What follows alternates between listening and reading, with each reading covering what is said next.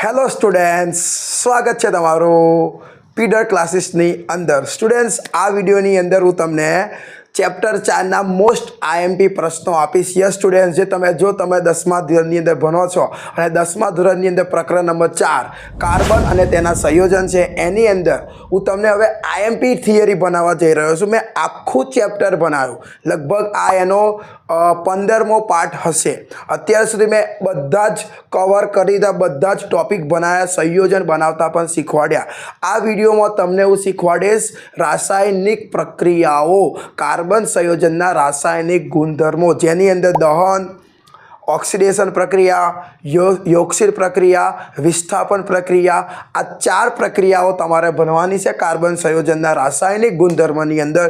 જો તમને નથી આવડતી અને તમે એવું વિચારો છો કે આ ચેપ્ટરમાંથી મને કેવી રીતે માર્ક્સ લઈ શકું, તો આ વિડીયોના એન્ડ સુધી બન્યા રહો. તમને આ પ્રકરણના મોસ્ટ આઈએમપી પ્રશ્નો મળવા જઈ રહ્યા છે. તો ચલો વિડીયોની શરૂઆત.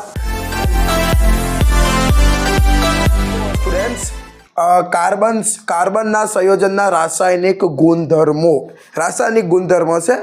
કાર્બનના જે સંયોજન આપણે બનાવ્યા ને, મિથેન બનાવ્યો, ઇથેન બનાવ્યો, એના રાસાયણિક ગુણધર્મો. તો એમાં સ્ટુડન્ટ્સ પહેલી એક પ્રક્રિયા આવે છે જેને દહન પ્રક્રિયા કહે છે. હવે આ વિડીયો જોવાનું તમને કારણ કહું. તમે બોર્ડની પરીક્ષા આપવાના છો, તો બોર્ડના પેપરની અંદર ડાયરેક્ટલી એવો પ્રશ્ન પણ પૂછાઈ શકે, દહન પ્રક્રિયા એટલે શું, ઉદાહરણ આપી સમજાવો. એ રીતે પણ તમને પૂછી શકે, પણ તમને ખ્યાલ તો હોવો જોઈએ ને કે દહન પ્રક્રિયા કોને કહેવાય, એની અંદર શું હોય, શું હશે, શું નહીં હોય, એ બધું આપણને ખ્યાલ હોવો જોઈએ ને. અને બીજું, જો તમારી પાસે કોઈ ગ્રાઇડ નથી તો એનો કોઈ વાંધો નહીં. જોઈ લો, તો મેં તમને આખા બ્લેકબોર્ડ પર આખો પ્રશ્ન લખીને આપી દીધો છે. તમારે બોર્ડના પેપરની અંદર આ જ રીતે લખવાનું. જોઈ લો, આ રીતે લખવાનું, બરાબર. તો જો સ્ટુડન્ટ્સ, દહન પ્રક્રિયા આ એક સિમ્પલ પ્રક્રિયા છે અને આ પ્રક્રિયા આપણા ઘરે પણ આપણે કરીએ જ છીએ. જુઓ, સિટીની અંદર ખાસ નહીં, પણ ગામડા લેવલની અંદર જ્યારે પણ ગામમાં લાઇટ જતું રહે, લાઇટ ના હોય, અંધારું થઈ જાય અને રાત્રિનો સમય હોય, ત્યારે આપણે આપણા ઘરની અંદર અજવાળું કરવા માટે દીવો પ્રગટાવીએ, દીવો ધીકાઈએ, દીવો પ્રગટાવીએ. તો જ્યારે એ સળગે છે ને સ્ટુડન્ટ્સ, હા, ત્યારે ટોટલી 3 વસ્તુ ઉત્પન્ન થાય. સૌથી પહેલાં એ સળગે ને એટલે એની જ્યોતના કારણે અજવાળું, આખા ઘરની અંદર અજવાળું થઈ જાય. બીજું એટલે કે એને શું કહેવાય, પ્રકાશ. બીજું કે જ્યાં જો તમે એને અડી જાઓ તો તમને દાઝી પણ જવાય, એટલે એને ગરમી કહેવાય, એટલે ઉષ્મા પણ ઉત્પન્ન થાય. અને ત્રીજું, જ્યારે એ સળગે ને ત્યારે ધુમાડો પણ ઉત્પન્ન થાય, જેને કાર્બન ડાયોક્સાઇડ કહેવાય.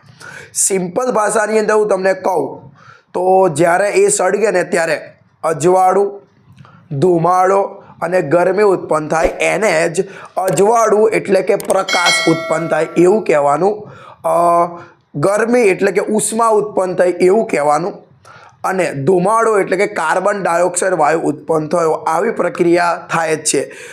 જ્યારે આપણે ચૂલાની અંદર જમવાનું બનાવીએ ત્યારે પણ આ પ્રક્રિયા થાય છે, લાકડું સળગે છે, બરાબર. હવે તમે વિચારતા હશો, સાહેબ લાકડું તમે કેમ લાવ્યા, તો હું તમને કહી દઉં. અહીંયા તમે કાર્બનની વાત કરો છો, તો સ્ટુડન્ટ્સ, કાર્બન એક પરમાણુ છે અને કાર્બન પરમાણુ ક્યાં છે તમને ખબર છે? જે વસ્તુ સળગી શકે તેની અંદર કાર્બન રહેલો છે. આ મારું શર્ટ સળગી શકે એટલે એમાં કાર્બન છે.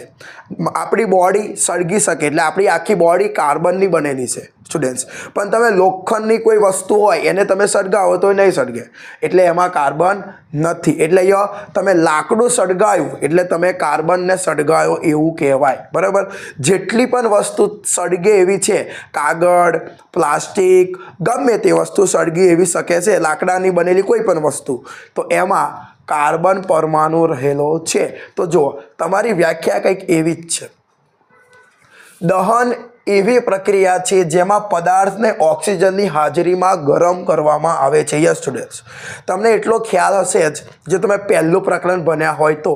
અને ન ભણ્યા હોય તો આ ચેનલની એકવાર તમે વિઝિટ કરો, એની અંદર મેં તમને આખું જે તમારું પહેલું ચેપ્ટર છે મેં તમને ફૂલ બનાવ્યું છે, એની અંદર મેં તમને બધું સમજાવ્યું છે. સ્ટુડન્ટ્સ, કોઈ પણ જગ્યાએ આગ લાગે ને એટલે કે કોઈ પણ વસ્તુ સળગી શકે ને એનું મુખ્ય કારણ ઓક્સિજન છે. જો ઓક્સિજન હશે ને તો આગ લાગશે, ઓક્સિજન નહીં હોય ને તો આગ નહીં લાગે. હું તમને એક ડેમો પણ આપું. માની લો કે તમે કોઈ એક જગ્યા પર મીણબત્તી સળગાવી છે તો એ સળગશે કેમ કે એને ઓક્સિજન મળે છે, પણ એના પર તમે ગ્લાસ મૂકી દો તો એ સળગવાનું બંધ થઈ જશે કારણ કે હવે એને ઓક્સિજન મળતો નથી. આગળ જઈએ. આ પ્રક્રિયામાં કાર્બનની ઓક્સિજન સાથે શું થાય છે, જે કાર્બન છે એની ઓક્સિજન સાથે પ્રક્રિયા કરવામાં આવે છે ત્યારે જો મેં તમને કીધું ને ધુમાડો એટલે કે કાર્બન ડાયોક્સાઇડ, ધુમાડો એટલે કાર્બન ડાયોક્સાઇડ, અજવાળું એટલે કે પ્રકાશ અને ગરમી એટલે કે ઉષ્મા ઉત્પન્ન થાય છે. આ તમારે આવું લખવાનું. હવે તમે ઉદાહરણ જોઈ લો તો જો આ કાર્બન વત્તા ઓક્સિજન તો CO2 વત્તા પ્રકાશ પ્લસ ઉષ્મા 3 વસ્તુ ઉત્પન્ન થાય. આ ધુમાડો છે, આ અજવાળું છે અને આ ગરમી છે. હવે આ જે છે ને આ દેખો આ જે પ્રક્રિયા છે સ્ટુડન્ટ્સ આ સિમ્પલ છે. અહીંયા તમે કાર્બન એટલે અનુમાન કરો, કાર્બન એટલે સાહેબ લાકડું. અહીંયા તમે કાર્બન તરીકે લાકડાની વાત કરી શકો કે જ્યારે લાકડાને સળગાવવામાં આવે છે ખુલ્લી જગ્યાની અંદર ત્યારે ઓક્સિજન સાથે રિએક્શન કરીને જ્યારે પણ લાકડું સળગે ત્યાં તમે જોયો પેલો સફેદ કલરનો ધુમાડો ઉત્પન્ન થાય. હા, તો એ જે સફેદ કલરનો ધુમાડો ઉત્પન્ન થાય ને એને CO2 કહેવાય. પ્લસ અજવાળું તો હોય જ, અગ્નિ જળ કેટલી લાગે એટલે અજવાળું થાય, અને ગરમી પણ આપણને લાગે છે. તો આ એ પ્રક્રિયા છે. હવે સ્ટુડન્ટ્સ આ પ્રક્રિયા કઈ છે તમને ખબર છે ને? જે આ પ્રક્રિયા પણ આપણા ઘરની અંદર જ થાય છે. આપણા ઘરની અંદર આપણે ગેસ સિલિન્ડરનો યુઝ કરીએ છીએ તો જે પેલો લાલ કલરનો જે સિલિન્ડર હોય છે ને એની અંદર આ CH4 વાયુ ભરેલો હોય છે જેને મિથેન વાયુ કહેવાય. તો આ આપણા ગેસની અંદર થતી પ્રક્રિયા છે. જુઓ આ તમારો CH4 મિથેન વાયુ જે બોટલમાંથી નીકળે છે અને જે તમારી જે આપણા ઘરે જે પેલી સગડી હોય છે એની ઉપર તમે જોયું પેલા નાના નાના કાના હોય. હા, તો એ કાનામાં રહીને ઓક્સિજન વાયુ જાય એટલે આ બંને વચ્ચે પ્રક્રિયા થઈને ધુમાડો એટલે કાર્બન ડાયોક્સાઇડ, અજવાળું અને આ રીતે ઉત્પન્ન થાય છે. બરાબર, આ યાદ રાખજો. અહીંયા એ જ લખ્યું છે. જ્યારે પ્રક્રિયા થાય છે ત્યારે કાર્બન ડાયોક્સાઇડ, પાણી, પ્રકાશ અને ઉષ્મા પણ ઉત્પન્ન થાય છે. પાણી પણ ઉત્પન્ન થાય પણ એ વરાળ સ્વરૂપે ઉપર ઉડી જાય એટલે આપણને દેખાતું નથી. આ સિમ્પલ પોઈન્ટ હતા. હવે આ નીચેના 2 પોઈન્ટ હું તમને કહું સ્ટુડન્ટ્સ, આપણે વ્યવસ્થિત સમજીએ. તમે આવું જોયું હશે જ્યારે ને ચૂલો હોય ને, ચૂલો, એ ચૂલા પર જ્યારે ખોરાકને આપણે રાંધવા બેસીએ ને ત્યારે એને એમાંથી કાળા કલરનો ધુમાડો ઉત્પન્ન થાય. બ્લેક, એકદમ બ્લેક, એકદમ આવો બ્લેક ધુમાડો ઉત્પન્ન થાય. અને જ્યારે આપણે આપણા ઘરની અંદર ગેસ પર જ્યારે ખોરાકને રાંધવા જઈએ ને ત્યારે પાછો બ્લેક કલરનો ધુમાડો ઉત્પન્ન ન થાય. કોકને પૂછો તો એવું કે ના, એ તો ધુમાડો ઉત્પન્ન થતો જ નહીં. રિયાલિટી એ છે કે ધુમાડો ઉત્પન્ન થાય છે પણ બ્લેક નહીં થતો એટલે દેખાતો નહીં. આનું કારણ શું? તો જુઓ, હાઇડ્રોકાર્બનના 2 પ્રકાર છે. એક છે સંતૃપ્ત હાઇડ્રોકાર્બન ને એક છે અસંતૃપ્ત હાઇડ્રોકાર્બન. લાકડું સળગે ત્યારે કાળો ધુમાડો ઉત્પન્ન થાય છે અને ગેસમાં જે મિથેન વાયુ છે એ સળગે છે ત્યારે કાળો ધુમાડો ઉત્પન્ન થતો નહીં. તો એવું લખ્યું છે. જુઓ, સંતૃપ્ત હાઇડ્રોકાર્બનનું દહન થાય છે તે દરમિયાન કાળા ધુમાડા વગરની જ્યોત આપે છે. તો કાળો ધુમાડો ન ઉત્પન્ન થાય એ કયા કેસમાં ના થાય?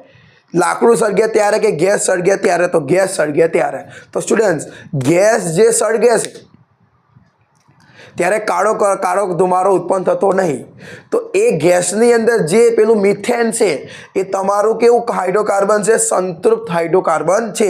આ યાદ રાખજો કે સંતૃપ્ત હાઇડ્રોકાર્બન હોય એ જ્યારે સળગે ત્યારે બ્લેક કલરનો ધુમાડો ઉત્પન્ન થતો નથી. જ્યારે અસંતૃપ્ત હાઇડ્રોકાર્બનનું દહન થાય છે ત્યારે કાળો ધુમાડો ઉત્પન્ન થાય છે.